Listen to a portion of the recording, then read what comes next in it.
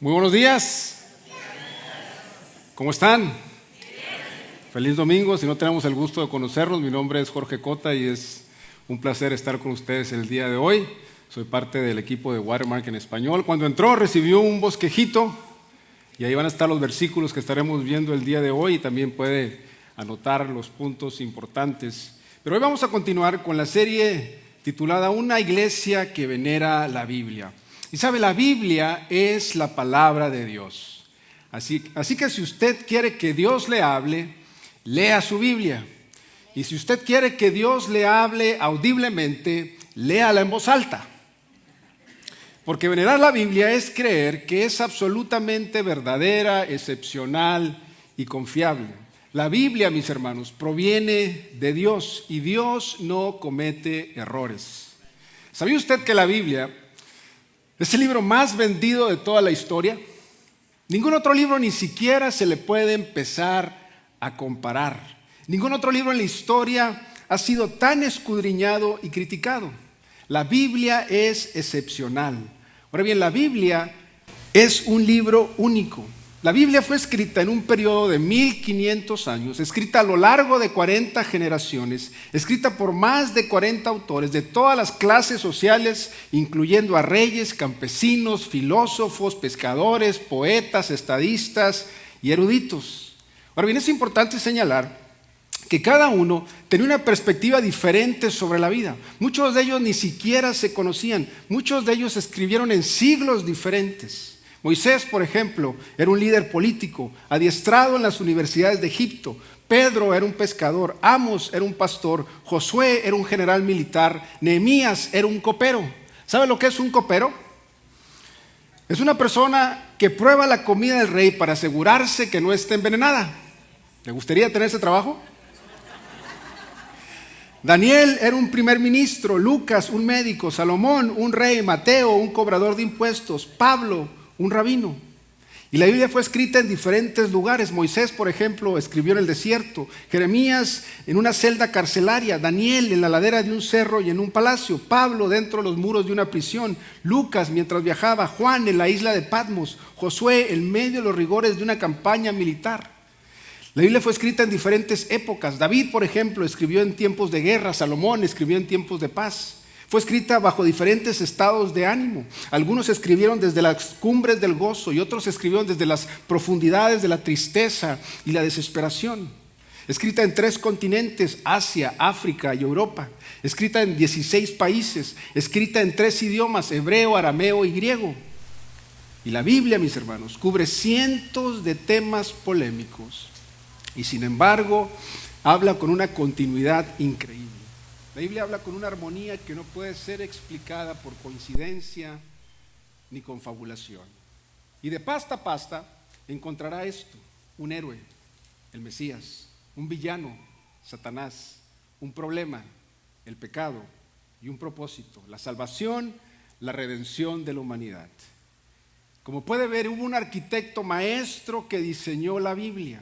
Y la cuestión más excepcional e impresionante en toda la Biblia son sus profecías. Porque cuando usted lee la Biblia, es impresionante ver cómo las profecías se cumplen. De hecho, el Antiguo Testamento contiene 48 profecías específicas sobre Jesús, sobre el Mesías, con más de 300 referencias. Y cada profecía, escuche bien, fue escrita por lo menos 500 años antes de que naciera Jesús. Miqueas 5:2 predijo que el Mesías iba a nacer en la ciudad de Belén. Isaías 43 predijo que le iba a preceder un mensajero, Juan el Bautista. En Zacarías 9:9 predijo que iba a entrar a Jerusalén en un burro, no en un carruaje lujoso como lo hacían todos los reyes en aquella época, sino en un burro. Salmos 41:9 predijo que iba a ser traicionado por un amigo, por Judas. Zacarías 11:12 predijo que iba a ser vendido por 30 piezas de plata. No 25, no 17, sino 30.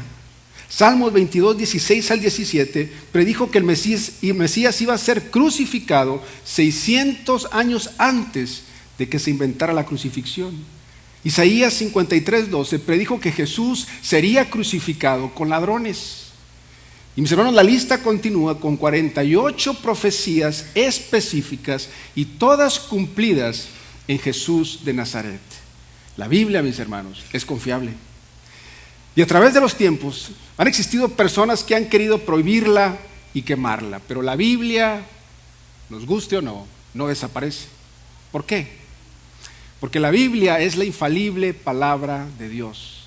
Y tiene sentido pensar que si Dios se tomó la molestia de escribir su palabra, que la haya protegido a través de los tiempos. Anótelo muy bien. La Biblia no simplemente contiene buenos consejos y sugerencias. No es simplemente un libro de historia, ni tampoco una colección de pensamientos e ideas nobles. No se equivoque. La Biblia es la palabra de Dios.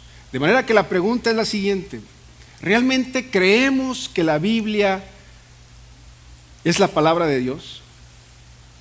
Escucha bien. Cada vez que abrimos la Biblia, es como si abriéramos la boca de Dios. Y cuando la estamos leyendo las mismas palabras de Dios para nosotros. Entonces, si la Biblia es verdaderamente la palabra de Dios, si Dios se ha esforzado mucho para hablarnos, entonces importa muchísimo cómo interpretamos la Biblia, ¿sí o no? ¿Por qué? Porque no podemos darnos el lujo de permitir que un versículo signifique lo que queremos que signifique. Dios puso cada versículo de la Biblia para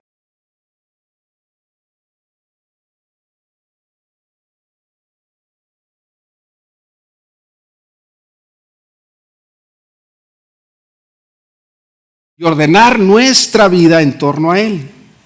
Y así es como nosotros nos protegemos de torcer la palabra de Dios para nuestra conveniencia, lo cual nos lleva al tema de esta mañana.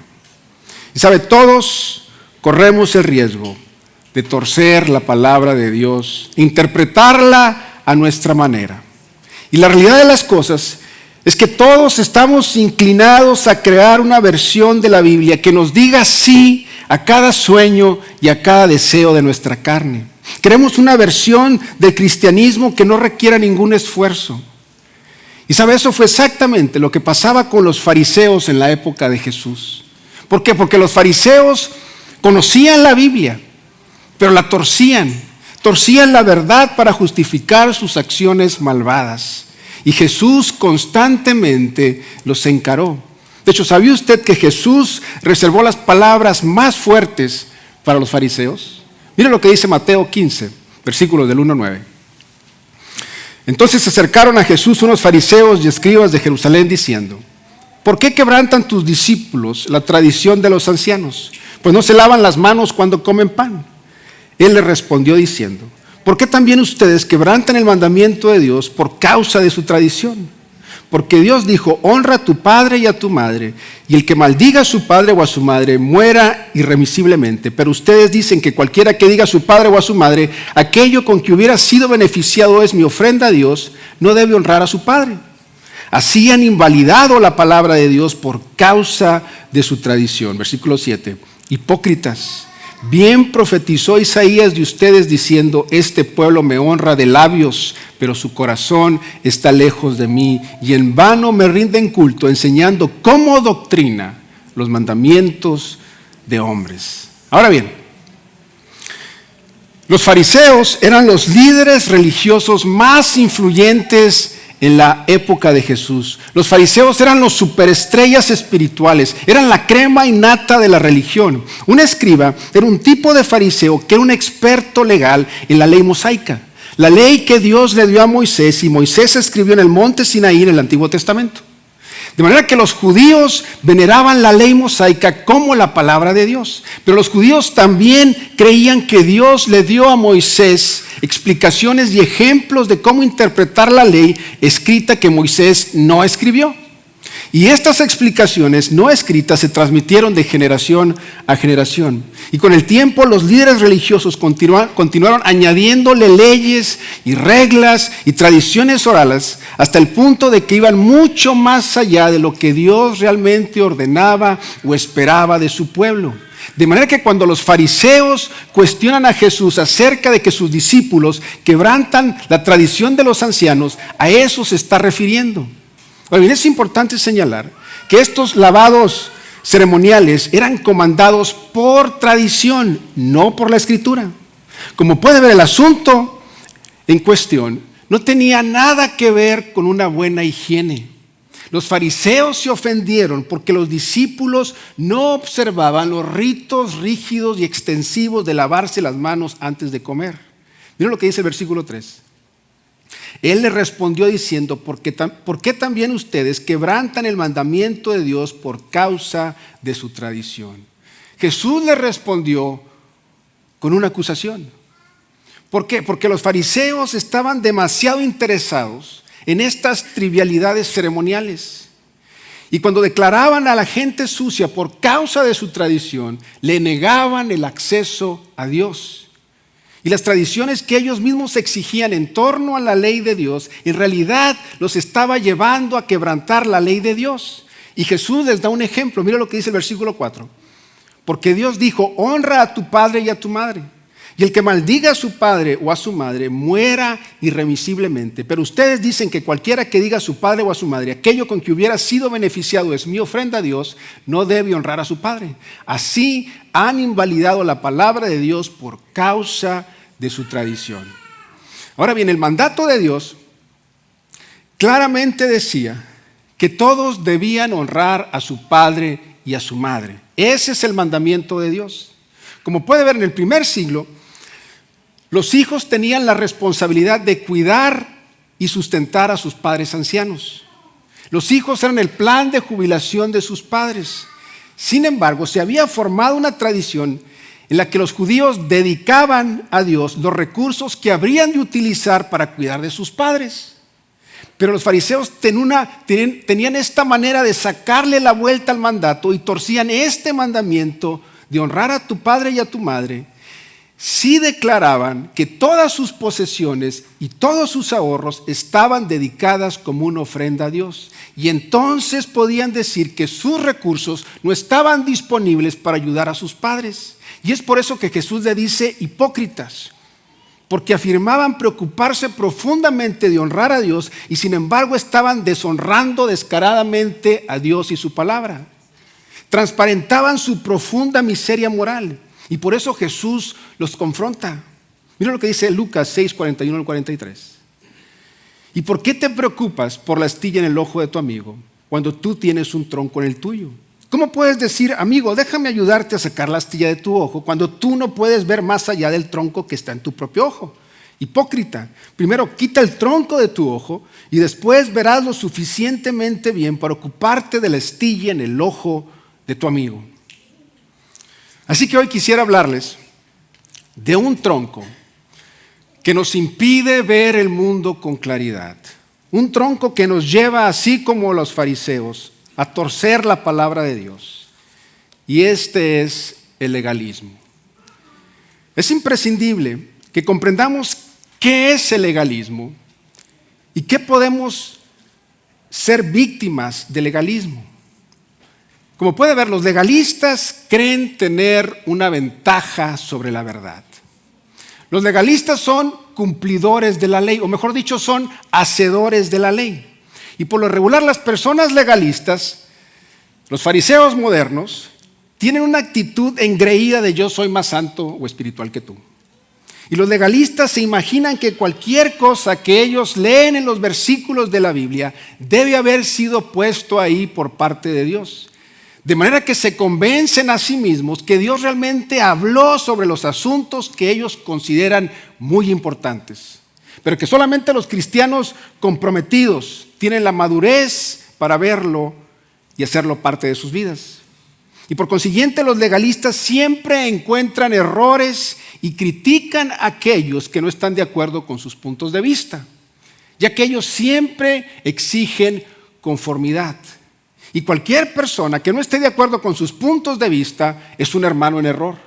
Y con mucho gusto se desasocian de otros, te desconocen, te tachan como una persona rebelde, descarriada, que no se quiso someter o sujetar. Y la pobre persona que no se quiso sujetar Queda con el peso de la culpa del juicio, la condena o la vergüenza.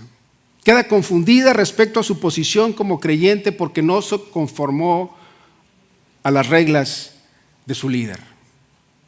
Y los que sí se conforman, los exhortan a apartarse de aquellos que no comparten su sistema para no ser perjudicados, y les ejercen temor diciendo: si te apartas de nosotros, Dios te va a quitar la bendición o quedarás expuesto al mismísimo Satanás.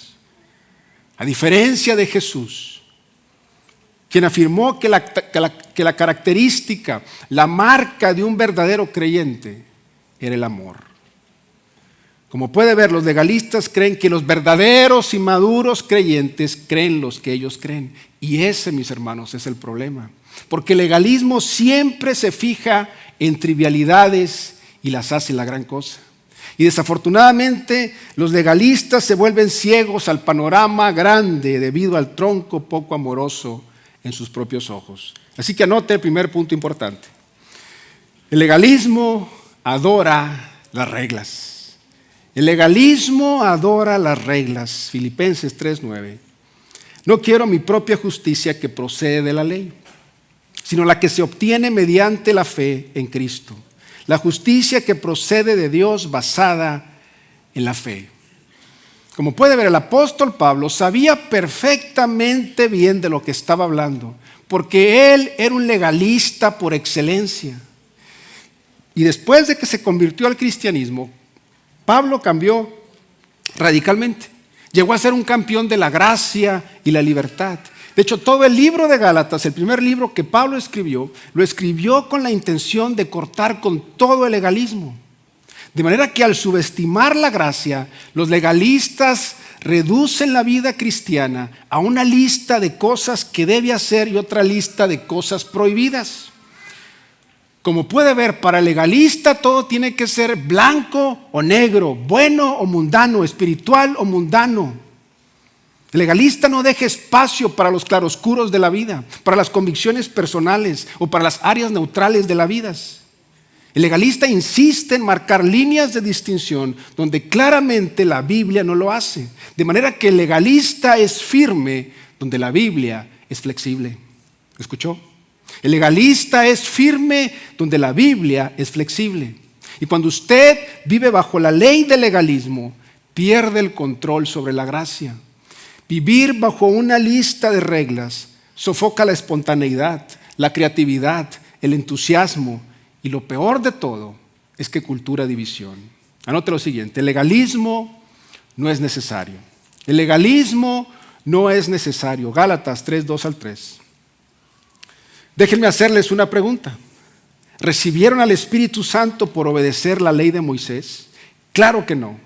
Recibieron al Espíritu porque creyeron el mensaje que escucharon acerca de Cristo. ¿Será posible que sean tan tontos? Después de haber comenzado a vivir la vida cristiana en el Espíritu, ¿por qué ahora tratan de ser perfectos mediante sus propios esfuerzos?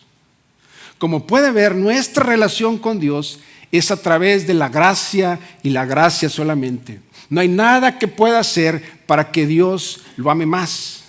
¿Escuchó? No hay nada que pueda hacer para que Dios lo ame más.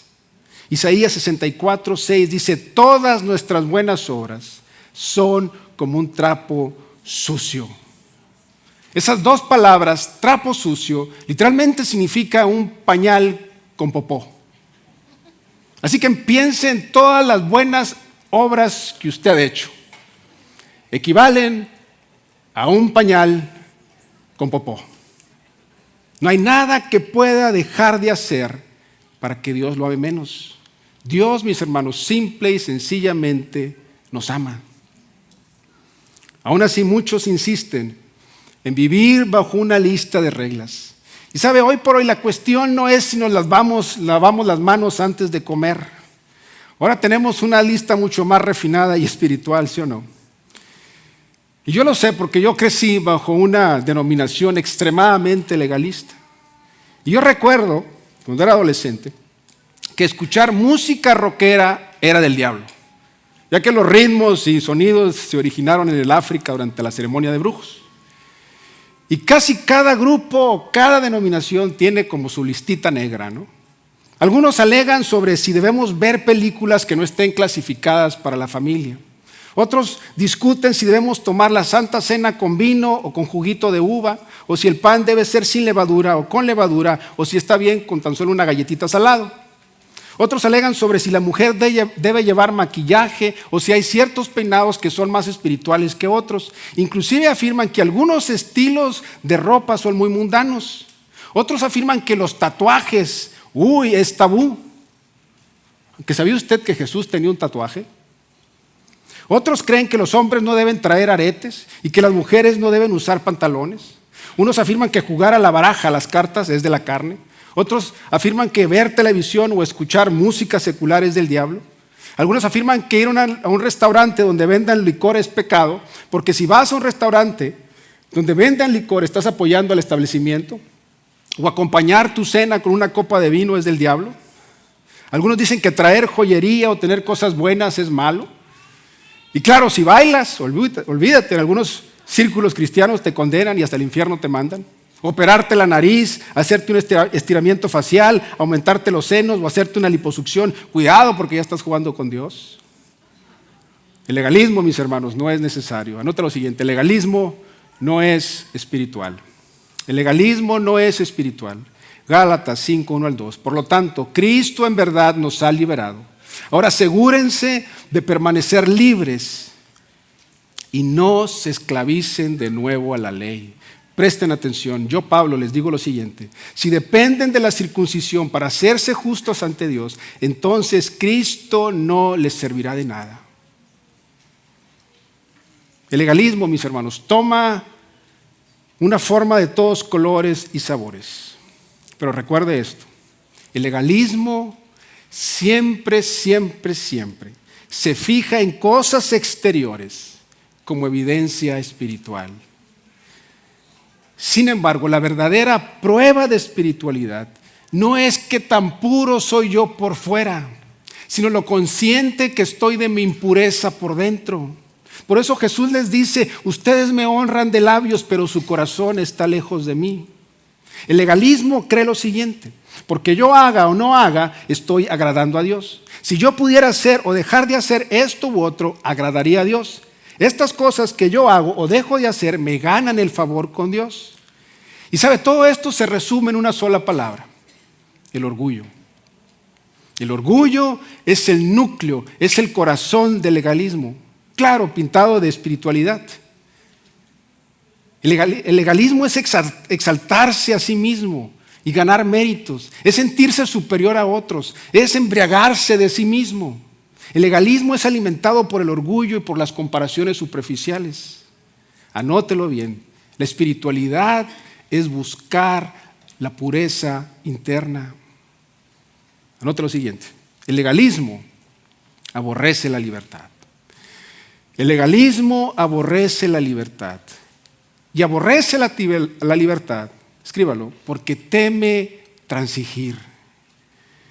Y eso es parte de lo que alimenta el legalismo. Es un deseo genuino de santidad y rectitud, de una pasión por la pureza. Pero el temor del legalismo es que sin las reglas, la gracia llega a ser un permiso para pecar. Segunda de Pedro 3:18, mire lo que dice: más bien, crezcan en la gracia y en el conocimiento de nuestro Señor y Salvador Jesucristo. Ahora, dése cuenta que no dice crezcan en el abuso de la gracia. No dice que nos apeguemos a una lista más larga. Debemos crecer en la gracia, no en el abuso de la gracia. Crecer en la gracia no significa crecer en el abuso de la gracia. Abusar de la gracia es ser flexible donde la Biblia claramente es firme. ¿Escuchó? Abusar de la gracia es ser flexible donde la Biblia claramente es firme. ¿Alguna vez ha hecho eso? ¿Alguna vez ha anulado la palabra de Dios para satisfacer sus deseos de la carne? Diciendo cosas como: ¿sabes? Dios quiere que sea feliz, pero yo soy infeliz en mi matrimonio, así que es mejor divorciarme y ser feliz que permanecer casado y ser infeliz. Y así podré honrar a Dios de manera más efectiva. O quizás Usted dice, ¿sabes? Está bien que vivamos juntos antes del matrimonio y tener relaciones sexuales para ver si somos compatibles y ver cómo sería realmente estar casados. Y si no funciona, pues entonces es una señal de que es de Dios, de que no es de Dios. O quizás ha dicho, ¿sabes? Yo no voy a perdonar a esa persona, no voy a perdonar a ese familiar, ni me voy a reconciliar porque no tengo ganas de perdonarlo. Si Dios quisiera, Dios pondría ese deseo del perdón en mi corazón. Eso, mis hermanos, es ser flexible, donde la Biblia claramente es firme. Eso es abusar de la gracia. El abuso de la gracia justifica una actividad pecadora y no al pecador. Y hay una gran diferencia en eso.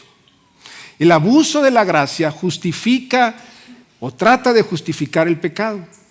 La verdadera gracia justifica al pecador, no al pecado. Si usted cree que puede hacer lo que le dé la gana, después de todo Dios me va a perdonar, eso es abusar de la gracia.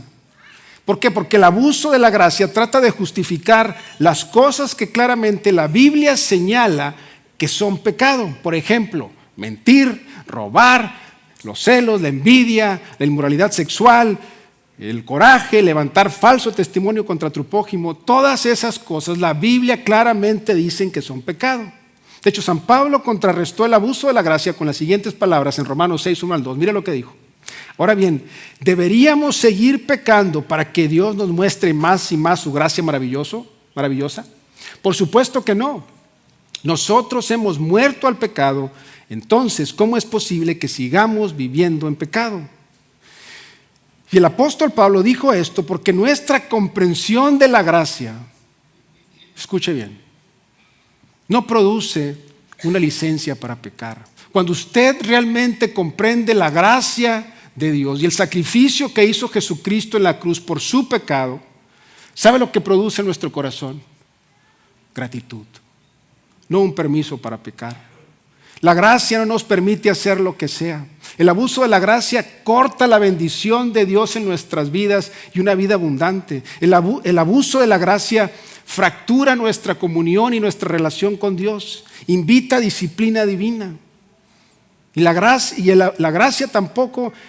abuso de la gracia tampoco nos anula de las consecuencias del pecado. Y eso debería ser suficiente para motivarnos a venerar la palabra de Dios. Pero el legalismo aborrece la libertad porque teme transigir. Y anote lo siguiente, porque teme perder el control. Y tristemente, la mayoría de las veces, el legalismo es la manera en que los líderes, los pastores y los predicadores mantienen a las personas o a sus congregaciones bajo control. Para controlar las ofrendas, la asistencia, controlar la lealtad, mantienen a las personas viviendo bajo el temor de que si no te sometes a su lista de reglas te hace sentir culpable o te condenan y eres un hermano en error. Y sabe qué triste.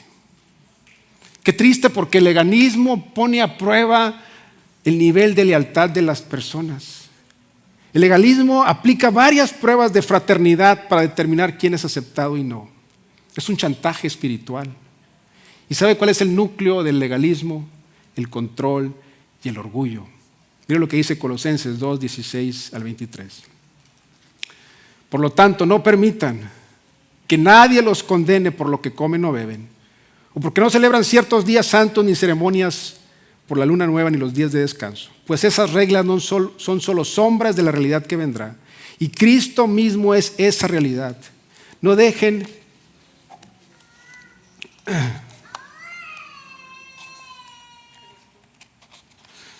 que condene ninguno de aquellos que insisten en una religiosa abnegación o en el culto a los ángeles, al afirmar que han tenido visiones sobre estas cosas. Su mente pecaminosa los ha llenado de arrogancia y no están unidos a Cristo, la cabeza del cuerpo, pues Él mantiene todo el cuerpo unido con las articulaciones y los ligamentos, el cual va creciendo a medida que Dios lo nutre. Ustedes han muerto con Cristo y Él los ha rescatado de los poderes espirituales de este mundo. Entonces, ¿por qué siguen cumpliendo las reglas del mundo, tales como no toques esto, no pruebes eso, no te acerques a aquello? Esas reglas son simples enseñanzas humanas acerca de cosas que se deterioran con el uso. Podrán parecer sabias porque exigen una gran devoción, una religiosa abnegación y una severa disciplina corporal, pero una persona no le ofrece ninguna ayuda para vencer sus malos deseos. Como puede ver, la gracia glorifica a Dios. El legalismo glorifica al hombre porque en su núcleo está el orgullo. Escriba lo siguiente. El legalismo aborrece la libertad porque se olvida de Cristo. Mira lo que dice Colosenses 2, 11 al 14. Cuando ustedes llegaron a Cristo, fueron circuncidados, pero no mediante un procedimiento corporal.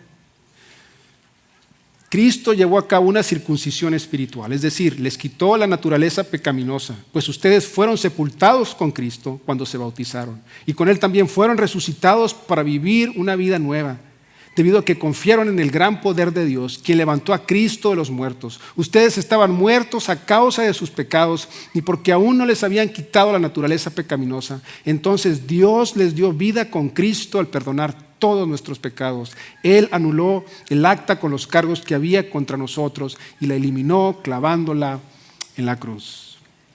Como puede ver, el legalismo es severo, es rígido, es exigente, es duro, carente de color y gozo. Y es por eso que Jesús constantemente confrontaba a los fariseos. Y es por eso que lo evitó completamente. Y es por eso que Jesús se pasaba la mayoría de su tiempo con los pecadores. De hecho, Jesús vivía de una forma que los legalistas lo llamaban un glotón y un borracho. De hecho, cuando se terminó el vino en una de las fiestas, Jesús convirtió el agua en vino para que siguiera el baile.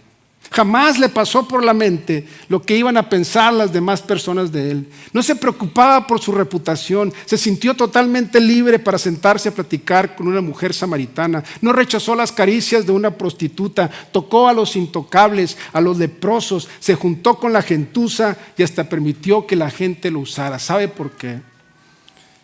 Porque los legalistas, los fariseos, lo frustraban. ¿Y sabe por qué lo frustraban? Porque a los legalistas nada les agrada. Nunca están contentos con nada. Jesús dijo, porque vino Juan que no comía ni bebía y ellos dicen, tiene un demonio. Vino el Hijo del Hombre que come y bebe y dicen, este es un glotón y un borracho, amigo de recaudadores de impuestos y de pecadores. Como puede ver, Jesús estaba expresando la frustración cuando otros tratan de forzar su lista de reglas en otra persona, así como los fariseos. Anota lo siguiente, el legalismo ahoga la vida. El legalismo ahoga la vida. Y ahoga la vida, escríbalo, porque externa juicios. Filipenses 3:2, cuídense de esos perros, de esa gente que hace lo malo, esos mutiladores que les dicen que deben circuncidarse para ser salvos. Y saben, los legalistas nunca están contentos con su miseria, sino que quieren que todos sean miserables como ellos. Así que los legalistas tienden a ser intolerantes y asesinan la libertad. De hecho, las personas legalistas siempre cultivan una actitud de crítica hacia aquellos que no se conforman con su manera de pensar. ¿Por qué? Porque la conformidad a sus reglas determina si uno puede ser incluido en su denominación o grupo. Permiten esclavizarse por cosas insignificantes. Los legalistas se tornan sospechosos de cualquier cosa que no se acomoda a su lista de reglas. ¿Y sabe lo más triste de todo esto? Es que estos estándares santurrones llegan a ser más importantes que las relaciones interpersonales entre los hermanos de la fe. Y en el momento que uno no se conforma a su lista, te desconocen, en completa violación a la segunda ley que Jesús nos dejó. Ama a tu prójimo como a ti mismo. El legalismo ahoga la vida porque externa juicios. Y escriba lo siguiente, porque asfixia la alegría. Romanos 14:17. Pues el reino de Dios no se trata de lo que comemos o bebemos, sino de llevar una vida de bondad, paz y alegría en el Espíritu Santo. ¿Sabe? Yo nunca he conocido a un legalista alegre. Todos los legalistas que conozco tienen cara de limón. Gente amargada, cristianos miserables, deprimidos, que por fuera ponen una fachada de que todo está bien, pero por dentro están amargados. Y escuche bien, vivir por medio de una lista ahoga la gracia de Dios y estrangula la felicidad. Cuando usted elige vivir bajo una lista de reglas, se pierde de las felicidades de la vida. Entonces, sin duda alguna, todos se están preguntando, ¿cómo debemos responder los unos con los otros? Especialmente cuando estamos en desacuerdo donde la Biblia es flexible. Anote lo siguiente. Debemos responder con la ley del amor. Jesús dijo, ama a tu prójimo como a ti mismo. Entonces, ¿cómo respondemos cuando tenemos diferencias donde claramente la Biblia es flexible? Respondemos a través de la ley del amor. Escríbalo. Acepte las preferencias personales de otros. Acepte las preferencias personales de otros. Romanos 14, 1 al 3. Reciban bien al que es débil en la fe y no entren en discusiones con él. Por ejemplo, hay quienes piensan que pueden comer de todo, mientras que otros que son débiles en la fe comen solamente verduras. Pues bien, el que come de todo no debe menospreciar al que no come ciertas cosas. Y el que no come ciertas cosas no debe criticar al que come de todo, pues Dios lo ha aceptado. No discuta ni sea firme donde la Biblia es flexible. Cualquier asunto que no esté claramente definido por las Escrituras como pecado, escuche bien, es un asunto que no vale la pena discutir. Y todos debemos estar personalmente convencidos, pero nunca forzar nuestras opiniones en otras personas, en temas donde la Biblia es flexible. No importa qué tan fuerte te sientas sobre algún tabú, juzgar o criticar sobre asuntos donde la Biblia es flexible está mal. Así que acepta las preferencias personales de otros. Y por último, deja que Dios obre en la vida de las personas. Deja que Dios obre en la vida de las personas. Y termino con esta confesión. Romanos 14, 4 al 5. Porque estos versículos cambiaron mi vida hace más de 25 años. Porque yo era un fariseo. Yo era firme donde la Biblia era flexible. Y yo tenía mi lista. Y cuando alguien no se conformaba a mi lista, yo los criticaba. Los juzgaba excesivamente. Los mandaba al infierno. Y claro, siempre lo maquillaba con espiritualidad. Y ustedes no saben lo profundamente arrepentido que estoy. Pero un día yo leí este versículo. Dice, ¿quién eres tú para criticar al servidor de otro? Y sentí como si Dios me hubiese dado un coscorrón espiritual. Y me estaba diciendo, ¿quién rayos crees que eres? Dice, ¿quién eres tú para criticar al servidor de otro? Si queda bien o queda mal, es asunto de su propio amo, pero quedará bien. ¿Por qué? Porque yo lo corregí, porque yo lo puse en su lugar, porque yo le mostré dónde estaba mal. No, porque el Señor tiene poder para hacerlo quedar bien. Otro caso, hay quienes dan más importancia a un día que a otro. Y hay quienes creen que todos los días son iguales. Cada uno debe estar convencido de lo que cree. ¿Por qué entonces criticas a tu hermano? ¿O tú por qué lo desprecias? Todos tendremos que presentarnos delante de Dios para que Él nos juzgue. Así pues, cada uno de nosotros tendrá que dar cuenta de sí mismo a Dios. Por eso ya no debemos criticarnos unos a otros. Y sabe, yo le puedo garantizar que cuando todos estemos delante de Dios, Dios no le va a preguntar ¿qué piensas de Jorge Cota? Y entonces, ¿por qué lo hacemos? ¿Por qué nos sentimos con la autoridad de insultar? ¿Saben? No podemos saber todos los hechos, no podemos conocer los motivos de las demás personas, no podemos ser completamente objetivos, estamos parcialmente ciegos, tenemos preferencias personales, culturales y sociales. Y por consiguiente no estamos calificados para hacer juicios o críticas personales donde la Biblia es flexible. Juan 5, 39 al 40. Escudriñen las Escrituras porque les parece que en ellas tienen vida eterna, y ellas son las que dan testimonio de mí. Y ustedes no quieren venir a mí para que tengan vida. Y sabe, los fariseos estudiaban diligentemente las Escrituras porque pensaban que al final serían aceptados por Dios. Pero fallaron en comprender el punto principal de las Escrituras. El estudio bíblico, mis hermanos, nos debería ser más amorosos, no más criticones.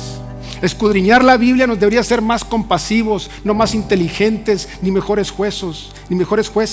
La intención al estudiar la Biblia no es para corregir nuestra teología, es para corregir nuestra manera de vivir con Dios y con los demás. El propósito de las Escrituras es conocer a Dios y ser hechos conforme a la imagen de su Hijo Jesús, porque Jesús es el punto principal de la Biblia. Y si quieres venerar la Biblia como Jesús, entonces debes saber que Dios nos ha dado su palabra para que podamos ver a Jesús, rendirnos a Él y ser salvos por Él. Pero ¿sabe por qué muchos de nosotros somos firmes donde la Biblia es flexible y flexible donde la Biblia es firme?